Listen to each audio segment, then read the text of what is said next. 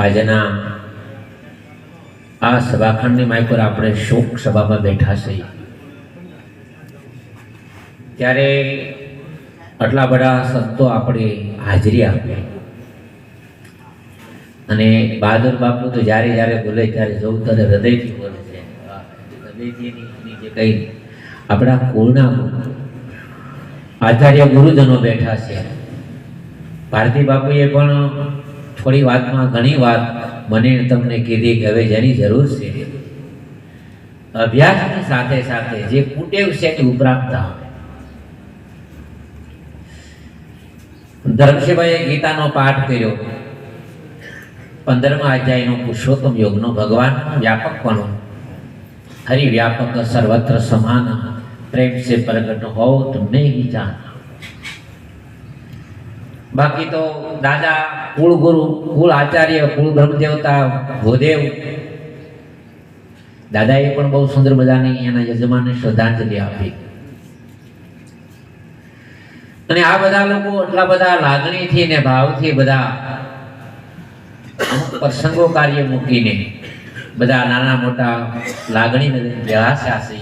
તો આવો શ્રદ્ધાંજલિના અંતમાં આટલી બધી આપણે વાત થઈ ત્યારે મારે તમને એક બહુધરણ ઉપનિષદમાંથી એક દ્રષ્ટાંતની વાત કરવી છે. આપણા 108 ઉપનિષદ છે, એમાંથી 26 ઉપનિષદ આપણને અત્યારે મળે છે ગુજરાતમાં. બીજા નથી મળતા, બીજા રાજ્યોમાં મળતા છે. વેદોમાંથી, ઉપનિષદોમાંથી, શાસ્ત્રોમાંથી, 18 પુરાણોમાંથી આ બધાથી એક જ તત્વની વાત છે, પરમ તત્વની વાત છે. બીજું કોઈ તત્વ નહીં. અને એ તત્વને કોઈ રામ કહે, એ તત્વને કોઈ કૃષ્ણ કહે, એ તત્વને કોઈ મહાદેવ કહે, એ તત્વને કોઈ વિષ્ણુ કહે, એ તત્વને એક હું વ્યક્તિ છું. હવે હું જે વાત કરવાનો છું એ પુરુષોત્તમ યોગના 15મા અધ્યાયની વાત કરી રહ્યો છું. અત્યારે હું એક જ વ્યક્તિ છું. મને કોઈ કાકા કહે છે, સમજો નિરાતે, મને કોઈ દાદા કહે છે, મને કોઈ ભાઈ કહે છે, મને કોઈ દીકરો કહે છે, મને કોઈ બનેવી કહે છે, મને કોઈ સાળો કહે છે, મને કોઈ સસરા પણ કહે છે, અને મને કોઈ જમાઈ પણ કહે છે, કોઈ મને શિષ્ય કહે છે, કોઈ ગુરુ કહે છે, કોઈ મને ગ્રાહક પણ કહે છે, કોઈ શેઠ પણ કહે છે. હું એક જ વ્યક્તિ છું. એમ પરમાત્મા અખિલે બ્રહ્માંડમાં સરે હરે તું એક સો જુજવા રૂપે અનંત ભાસે. હવે તાતણો નથી દેખાતો, કાપડ દેખાય છે. તાતણા વગરનું કાપડ હોય નહીં. એમ ચેતન વિજ્ઞાનનું કોઈ દી જળનું અસી તત્વ હોય નહીં. જે તત્વ છે જે પરમાત્મા છે, અજન્મા છે. ગીતાના 15મા અધ્યાયમાં તો એ પણ થાય ને તો પછી ગોકુળમાં જન્મવું કોણ? એ પ્રશ્નો બોલો. ભગવાને પૂછ્યું, તમારે જેમ કીધું હું અજન્મા છું, હું ક્યારેય પણ જન્મતો નથી. એક પ્રશ્ન એવો છે કે રામ શબરીની સામે બેઠા છે પંપા સરોવરમાં મતંગ ઋષિના આશ્રમમાં. એક આસનમાંથી જેમ બાપુ બેઠા છે, એક આસનમાંથી હું બેઠો છું. અને એવી જ રીતે શબરી અને રામ બે ભેગા થયા અને શબરીને કીધું તમારે કઈ જાણવું છે? તો શબરીએ કીધું મને બતાવો ભગવાન કોણ છે, મને પ્રભુ પ્રાપ્તિ ક્યારે થાય? હજી બાકી છે, રામકથા ના પડે. આનું હું કરશું. એક આસનમાંથી ગોળદાદા દાદા શબરી બેઠા, એક આસનમાંથી રામ બેઠા છે. અને હવે શબરી પૂછ્યું મારે પ્રભુ પ્રાપ્તિ કરવી તો શું કરવાનું? તો રામે એનો ઉત્તર આપ્યો કે હવે હું તમને ભગવાનના ઘરનો રસ્તો બતાવું. આના સમીક્ષા ગીતામાં છે. અર્જુનની સામે, કૃષ્ણની સામે ઉભા છે અને યુદ્ધ કરવું, પણ પહેલી શરત છે મને બતાવો ભગવાન ક્યાં છે. તો રથ આંગળી કોણ છે?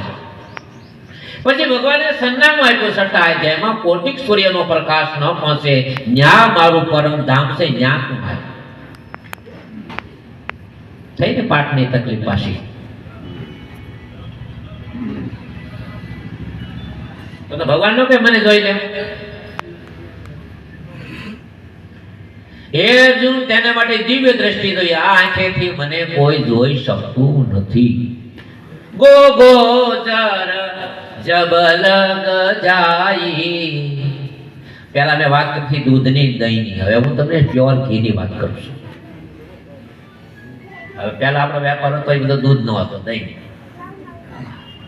હવે સીધી વાત કરું, શોર્ટકટ. લક્ષ્મણજીએ પૂછ્યું રામને કે ભગવાન કેવા છે ને મને શું કરવાથી મળશે? 12 વર્ષથી એની ભેળા છે. 12મું વર્ષ ચાલે છે. કિષ્કિંધા કાંડમાં સુગ્રીવને રાજ આપી દીધું. ચતુર્માસની અવધિ, વર્ષા ઋતુ હાલે છે. અને હવે સમય જોઈ લક્ષ્મણે પૂછ્યું ભગવાન કેવા છે, જીવ કોણ છે અને માયા કોણ છે? મને બતાવો રામને કે મને ભગવાન ક્યારે મળશે? લક્ષ્મણ કહે છે ક્યારે મળશે? શબરી કે ક્યારે મળશે? અર્જુન કે ક્યારે મળશે? તો પ્રભુ કોણ? તો ભગવાને કીધું હે અર્જુન, ગો ગોચર જબ લગ જાઈ, તબ લગ માયા જાનમ ભાઈ. ગો ગોચર જબ લગ જાઈ. આંખેથી દેખાય માયા, કાનેથી સાંભળી શકાય માયા, મુખેથી બોલી શકાય, જેને અડી શકાય તે માયા. હું નહીં, ભગવાન નહીં. એના માટે દિવ્ય દ્રષ્ટિ. બધા બહાના બનશે, સંજયને બધું બતાય છે. ક્યાં હસ્તિનાપુર, ક્યાં કુરુક્ષેત્ર. દરવાજા ધૃતરાષ્ટ્રના બધાય બનશે, 2 જ વ્યક્તિ છે. અને ત્યાં બેઠા બેઠા પણ સંજયને દેખાય છે. ભીષ્મ પિતામહ સામે ઉભા છે, નથી દેખાતા. દ્રોણાચાર્ય સામે ઉભા નથી દેખાતા. હું વાત કરે છે, ઓલાને સમજાય છે. 2 જ પાત્રોની કથા છે. ત્યાં સંજય ઉવાસ, સંજય કહે છે ધૃતરાષ્ટ્રને બધી કથા. શું કામ? કે સંજયની પાસે દિવ્ય દ્રષ્ટિ છે. પ્રશ્ન રહ્યો દિવ્ય દ્રષ્ટિનો. આ નહીં, આ આંખેથી તો કાળું ધોળું દેખાય, દિવ્ય નહીં. જેના માટે દિવ્ય ઇન્દ્રિયો જોઈએ, જેના માટે દિવ્ય શ્રવણ જોઈએ, જેના માટે દિવ્ય શ્રોત્ર જોઈએ, જેના માટે દિવ્ય વાણી જોઈએ. દિવ્ય વાણી કોને કહેવાય? જીવ અને બ્રહ્મની એકતા સિવાય બીજી કોઈ વાત ન હોય એની દિવ્ય વાણી કહેવાય. અગમ યોગો સરબાતા સાધુભાઈ, અગમ યોગો સરબાતા એ ધીરે. કોઈ જ્ઞાની રે ધ્યાની ગમ પાતા, કોઈ જ્ઞાની રે ધ્યાની ગમ પાતા સાધુભાઈ, અગમ યોગો સરબાતા રે ધીરે. મનવાણી ને જ્યાં ઈ બુદ્ધિ પહોંચે નહીં, ઓગર કે એ બાધારે. કથની મથની ચા કઈ પહોંચે નહીં ભાઈ, કથની મથની ચા. કોઈ 16 વર્ષની, કોઈ 21 વર્ષની દીકરી હોય અને એ દીકરી એ પ્રાથમિક એનું પૂરું થઈ ગયું હોય, એની હાઈસ્કૂલ પૂરી થઈ ગઈ હોય, એની કોલેજ પૂરી થઈ ગઈ હોય, એની ડિગ્રી પૂરી થઈ ગઈ હોય અને પોતાની ઉંમર પરિપક્વ થાય ને બધી વિદ્યા ભણી અને પોતે ઘરે આવે, એમાં 2 દીકરી ભેગી જ ભણી હોય, એમાં એક દીકરી છે ને આવતા વેતનો વ્યવહાર નક્કી થઈ જાય, એને છોકરો મળી જાય, એને એના લગ્ન લખાઈ જાય અને પછી દીકરીના વિવાહ થઈ જાય ને પછી દીકરી પૈણ્યા પછી હાહરિયામાં 10 દીરી આવે કે 2 દીરી આવે કે 1 દીરી આવે. આંબળજો દીરાય ગુરુમુખી વાણીમાં કેટલો ફેર હોય. દીકરી 2 આયે ભણી, પ્રાથમિક આરે, હાઈસ્કૂલ આરે, કોલેજ આરે, પછી જે કાંઈ વિષય તો ડિગ્રી આરે, બધું આરે કર્યું. પણ ઘરે આવ્યા પછી આમાં એક પૌણી ગીરી, એક કુંવારી છે. પછી એના લગ્ન થઈને હાહરિયામાં જઈને પછી આવે 2-5 દી ધીડી આવે અને પછી દીકરી અને પૂછે એની બેનપણી કુંવારી પૌણેલી કે બેન તમારે જમીન કેટલી છે? કે 5 વીઘા. દેરિયા જેઠિયા કેટલા? 3. હાહુ કેટલા? કે એ આ બધું જવાબ આપીએ કે. પણ એને કોઈ પૂછે કે બેન સંસારનું સુખ કેવું ધણીનું, તો એ બંધ થઈ જાય. કેમ કે આનો એક જ ઉપાય છે, તારે ભણવું પડે. જવાબ એને જાણે કોઈ અનુભવી જ્ઞાની, જ્ઞાનની વાતો સારી રે. જે મૂકો માણસ કોઈ ગોળ ખાય અને પછી દાંત કાઢીએ કે પણ ગોળની વાત ન કરીએ કેમ જે પરમાત્માને પામ્યા છે ને જેટલા ઈશ્વરના ઘરમાં પહોંચ્યા ને એ બધા દાંત કાઢીએ કે બાકી કઈ કરી નથી શકતા. એને માટે તો એક જ ઉપાય છે બેન, તું કોક લગ્ન કરી લે હારો ધણી લે. ગુરુ ગમવિના તારો પાર નહીં આવે એમ નેતિ નેતિ કે છે વાણી રે. આ ગુરુ ગમવિના એનો પાર નહીં આવે એમ નેતિ નેતિ કે વાણી રે. ભયા આ બાજુ દાદા અગમ્ય ગોસર બાતા સાધુવાય કોઈ જ્ઞાની ધ્યાની રે ગમ પાતા સાધુવાય અગમ્ય ગોસર બાતા રે.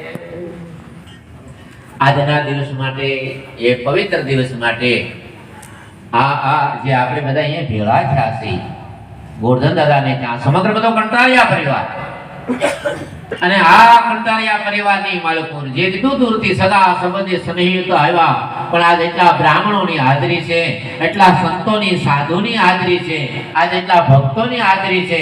આ બધા સગા સંબંધી એકાબીજા દુઃખમાં ભાગ લેવા માટે આવ્યા તો એ બધાને આપણે પ્રાર્થના થકી ભોળાનાથને પ્રાર્થના કરી વંદે દેવ ઉમાપતિ સુર ગુરુ વંદે જગત કારણમ વંદે પન્નગ ભૂષણ મૃગોધરમ વંદે પશુનામપતિ વંદે સૂર્ય શશાંક વાહનમ નયનમ વંદે મુકુંદ પ્રિય વંદે ભક્ત જનાશ્રમ વંદે શિવમ શંકર. ભગવાનને પ્રાર્થના કરી બ્રાહ્મણ તરીકે અને ભગવાનનું જે શિવ છે એનું મિલન આખું શિવ સાથે જ હોય છે એવા પરમ તત્વ પાર્વતીમાં પરમ ગતિને આમ તો ભ્રાંતિ સિવાય બીજું કાંઈ નથી. શાસ્ત્રોમાં સુખ દુઃખ જલમરણ ભ્રાંતિ સિવાય બીજું કાંઈ નથી. ભ્રાંતિ ક્યારે તૂટે છે? ભગવાનની કથાથી. આજે એટલી બધી કથા હતા, એટલા બધા વક્તાઓ હતા અને એટલી બધી શાંતિથી કથા સાંભળે એનું મૂળ કારણ કે આ બનનાર વ્યક્તિ પાત્ર છે એમાં ભજન હતું એટલે આ ભજન. આ 4 કલાકથી આપણે બેઠા આમાંથી કોઈ ઊભું નથી, એક અક્ષરનો કોઈ અવાજ નથી, એનું મૂળ કારણ. અને દાદા પણ આવી ગયા પણ બહુ શાસ્ત્રી છે, જાણકાર માણસ છે કર્મકાંડના. આવા પવિત્ર બ્રાહ્મણથી વિધિ થાય એ પણ બહુ મહત્વની વાત છે. અસ્તુ મહાદેવ એક સ્વાધ્યાય પરિવારનું ઘર એક સૂત્રનું ગાન બધા કરીએ. વસુદેવં સુતં દેવં કંચચાણૂરમર્દનમ દેવકી પરમાનંદમ કૃષ્ણં વંદે જગદ્ગુરુ ગુરુર બ્રહ્મા ગુરુર વિષ્ણુ ગુરુર્દેવો મહેશ્વરમ ગુરુર સાક્ષાત પરબ્રહ્મ તસ્મૈ શ્રી ગુરુએ નમઃ. તમેવ માતા સ પિતા તમેવ તમેવ બંધુ ચ સખા તમેવ તમેવ વિદ્યા દ્રવિણમ તમેવ તમેવ સર્વ મમ દેવ. કાયેન વાચા મનસેન્દ્રિયાર્વા બુદ્ધ્યાત્મના પ્રકૃતે સ્વભાવા કરોમિ યજ્ઞં સકલં મનઃ તસ્મૈ શ્રી ગુરુવે નમઃ. કેવું ભજન ઉતર્યું છે તમે જોવું તો ખરા. માઈકોરથી ભાવ પ્રગટ થાય. ધારા કહેવાય. દાદા આવી ગયા છે, આપણા નીતિની પર મળે મીઠા મોઢા કરી અસ્તુ.